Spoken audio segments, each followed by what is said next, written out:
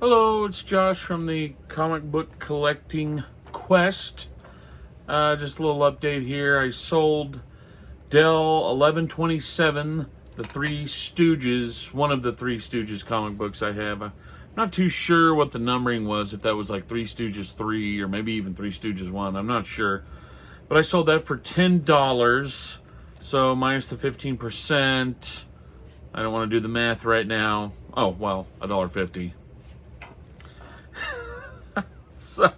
So I have $24.79 in the level 2 fund. So $76 to go. And you know, the countdown is, I got 10 days to get $76. I know that doesn't sound like much, but considering in the past 20 days I've only made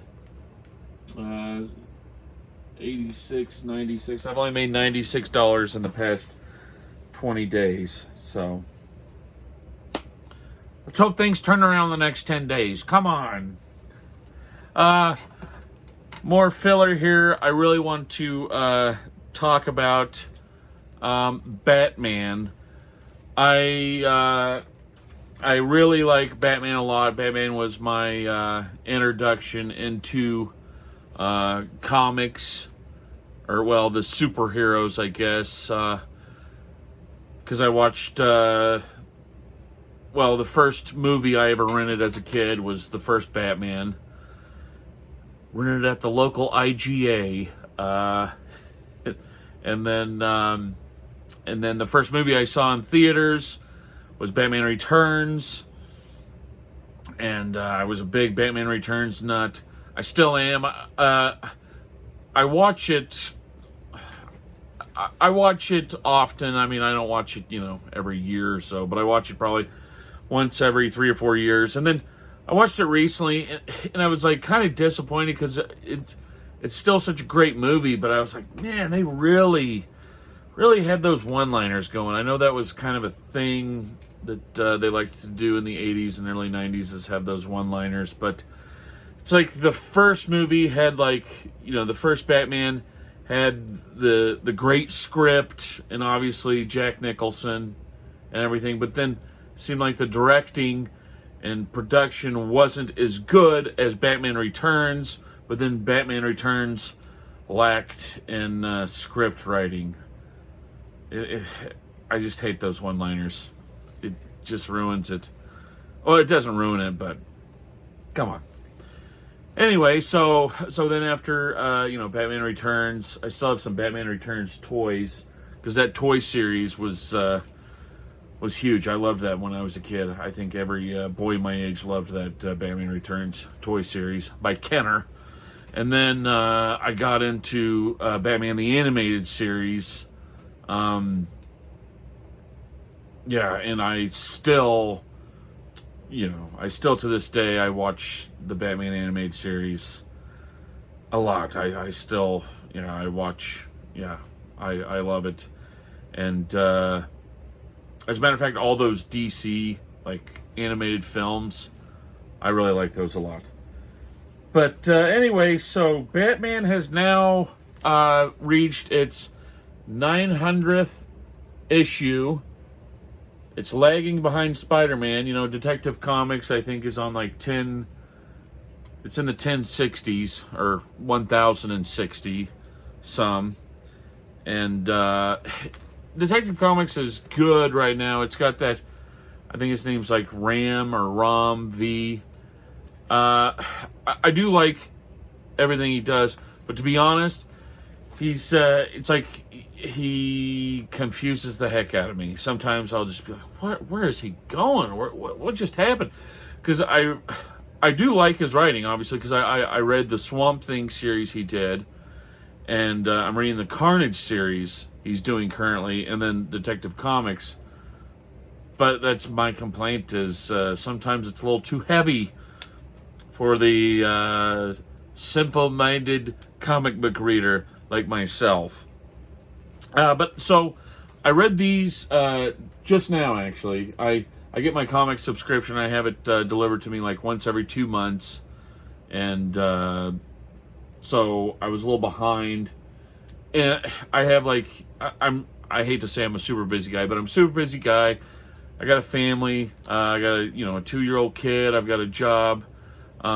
So it's hard for me to get out to the local comic book store.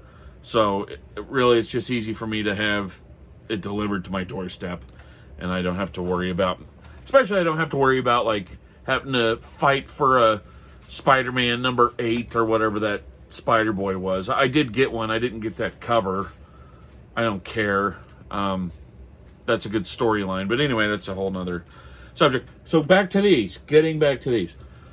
So, I really like the writer a lot. I'm a big fan of his. I liked his Daredevil run. He's still doing Daredevil, but it's not as good as it was before. He had like this whole Kingpin story arc and like Daredevil in prison, and it was really good. And then that story arc ended, and he started over one with it's like the Punisher's ahead of the. Anywho, that Punisher being the leader of the Hand, I didn't really like it as much as I liked the previous arc. But it's Batman. Here we go. Okay, so these were really good, and it's like Batman is in the multiverse, and I'm just like, I think the multiverse thing is starting to get a little played, with that Academy Award winner and the Spider-Man multiverse story, and DC's whole multiverse thing it has. But so I do like the storyline and everything like that, but I'm like, that's getting a little played. But my goodness, so good. I read right after I got in reading this one, I was like, my God, that was a great comic. Sometimes, we'll read comics and be entertained, but then sometimes you read a comic and you feel like, it made an impact on you. But this is one, my gosh, so good. So good. And then that brings me to this one, the conclusion of that story arc. So, like, Batman's, I don't know how to explain it too well. He fought this robot thing. I bought this comic for like $30. But he fought like a robot, a fail-safe robot. And the robot like kills him, but not really. He's just in another universe. And so he's in this other universe. And he discovers this guy here who is like that universe's Red Hood. And he's wealthy and crazy, and also all the while Batman is in this universe. Tim Drake is searching for him, and this has got a Tim Drake story in it too. So the first half of the comic is like this Batman story, then the second half is the Tim Drake story, and that Tim Drake story is just as good as the Batman story. It is good, and so Tim Drake is searching for Batman in these various universes, and all the while Batman is fighting Red Hood here. And then, so in this issue, he has to fight that universe's Ghostmaker, and Ghostmaker is all hopped up on Bane's venom, and he cuts Batman's arm off. So Batman has to finish out this story arc with one hand. But we know, our buddy Rick Grimes here, you can still do a lot with one hand. So then it leads to this one here. And, I mean, not only is this a great story, but it has the return of Jorge Jimenez. And he's my favorite modern artist. So what they do is they do one of these, so this is, the guy, I don't know his name, the guy that's doing, the art for Batman now. He's good, but then they do this, compare him to Jorge Jimenez. Look at that. He is so good. And unfortunately, he's no longer doing Batman. I don't know what he's doing now. But, yeah. He's my favorite, he's my favorite artist right now. So, now, you know, Batman is pursuing this universe's Red Hood. And this universe's Red Hood is trying to become Joker. But then he finds out that he's the one that creates the Jokers. I know that's confusing, but it seems like modern comics are kind of confusing, especially when we're dealing with multi-universes. So, I want to warn you, it has nostalgia, which is like, I hate to say, but I love nostalgia, but I know that you can't create a good story just based on nostalgia. So the story is good, but then it also goes into some nostalgia here, which I love. And like, boy, isn't that Joker kind of recognizable? And then Batman hops into the universe of Batman 89.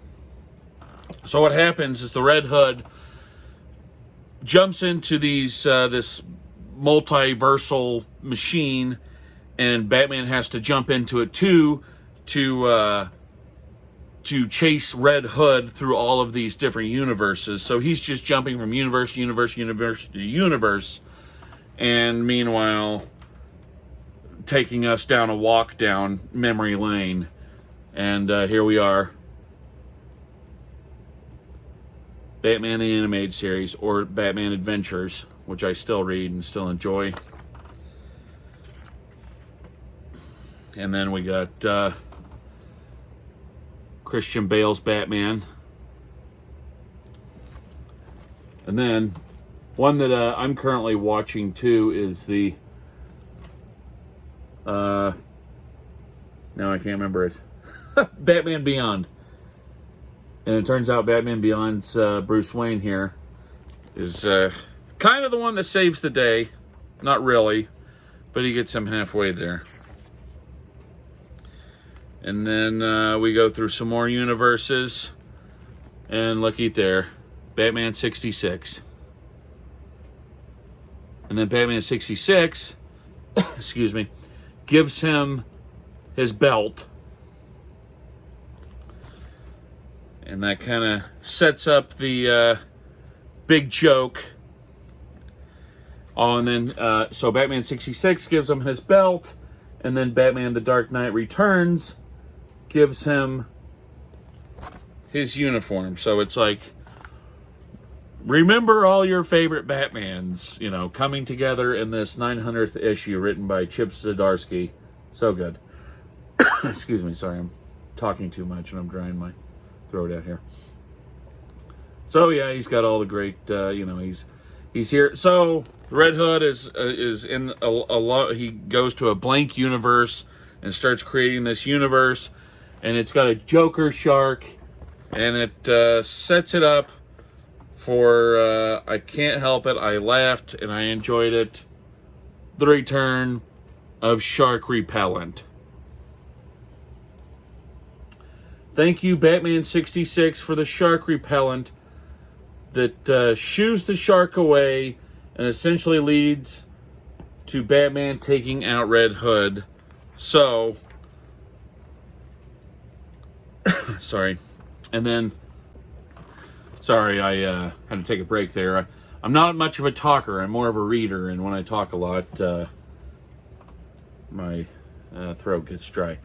So, yeah, so he defeats the Red Hood, and then Robin, Tim Drake, who I said in the last issue, has been searching all the universes here for Batman to bring him back home, and he does. And I forgot to mention that the Dark Knight Returns gives him a hand, so I don't know how they're going to pursue this Batman missing a hand thing.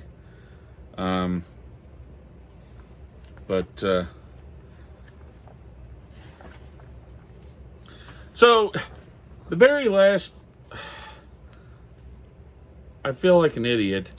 So he, throughout this whole Zdarsky run, he's been doing this Batman here.